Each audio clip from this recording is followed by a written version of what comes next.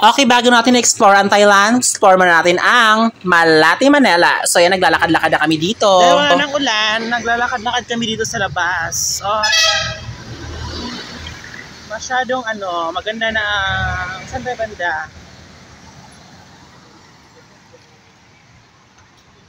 Sabagay na naman tayo, mami. Lalakad-lakad muna kami dito. Explore Manila bago namin explore ang Thailand.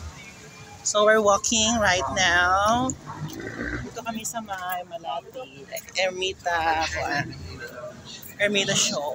So kitang-kita nyo naman yung simbahan namin dinadaanan. Ito yung tinatawag na Ermita Church. So ayan. So pagkatapos sa Ermita Church, pumunta na kami, bumagsak na naman nakakaloka. Dahil, Diyos ko, wrong timing. Ewan ko ba, bakit wrong timing ang pagpunta namin dito sa Manila? Okay lang, basta palipad namin kami ng Thailand eh. So yun, nandito kayo sa Pedro Station kasi pupunta kami ng Caloocan kasi may gagawin kami. Wala kayong pakialam kung anong gagawin namin nun. Basta manood na lang kayo. Punta kami doon kasi may transaction kami. Anong pakialam nyo? Bakit? Pakialam kami sa mabuhay ng buhay nyo. So manood na lang kayo at tingnan natin kung anong gagawin namin sa Caloocan. Okay, masyado kang interminida at masyado kang pakialaman. So, i-reveal na namin kung anong gagawin sa Caloocan. Actually, punta kami doon para pagawa ng puki ng baka. Char lang. So, yun, nandito na kami sa may LRT. Sa train pala. Nasa loob na kami ng LRT. So, ay pala, basta pala. Kasi ang bilis nag-teleport kami eh. Anong pakialam? Baka hampas ng cellphone sa tanga-tanga ka eh. So, yun, napababa na kami ng pababa na kami ng stasyon. Diyos ko, papulo-putot ang dila ko. Sarap putulin ang dilang to. Nakakaloka. Kasi Bisaya kasi ako, ba't Tagalog nakakaloka? So yun na, Tagalog kayo. Para kami tanga, kahit kami dalawang nag-uusap, nagtatagalog kami, hawa na rin kasi mga tao ng Tagalog. Diyos ko, nakabuang, mabuisit, ambot lang. So ito, pumunta na kami doon. Yan, nasa baba na kami ng ng tinatawag nating 5th Avenue Station sa may TAF. O yan na nga, papunta na kami. At bigla kami nag-teleport, punta kami doon sa may bumili kami ng sushi. O ayan, gusto mo kumain? Go, kain ka. Pagkatapos yan, hindi pa rin kami na nabusog. Pumunta na kami ng Pizza Hut. Kumain kami ng Pizza Hut bago tayo paglipad ng Thailand para busog. Pagsakay sa aeroplano kasi, sorry, ang mahal ng pagkain dun sa aeroplano, nakakaloka. Oo, sobrang mahal. Gusto mo tubig, 50 pesos?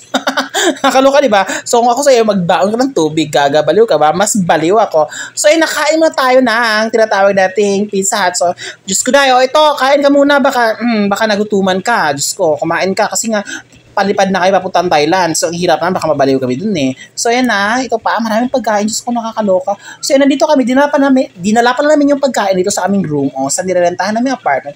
Actually, nagrenta kami, no? Bakit? Mukha ba kami walang pera? Baka ikaw lang pera, hampas o mukha.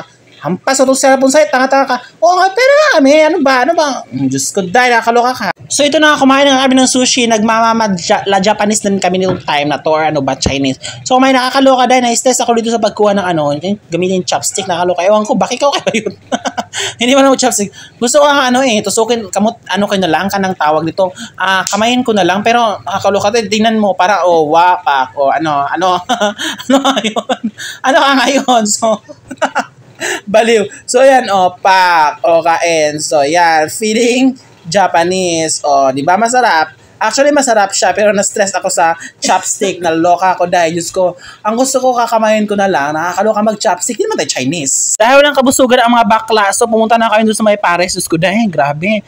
Paris na naman sis, nakakaloka, ang dami, di ba? Akala namin, sobrang liit lang, pero dahil naloka kami, ang dami pala, nakakaloka. Basta expect nyo lang kapag nasa Manila ka, hindi ka talaga makakain ng mga fresh na pagkain doon sa probinsya. So, mas masarap pa rin sa probinsya. So, that is for today's video, mga kulungoon, mga gipang akong friend Hantod. Sa sunod akong video, see you! Bye-bye!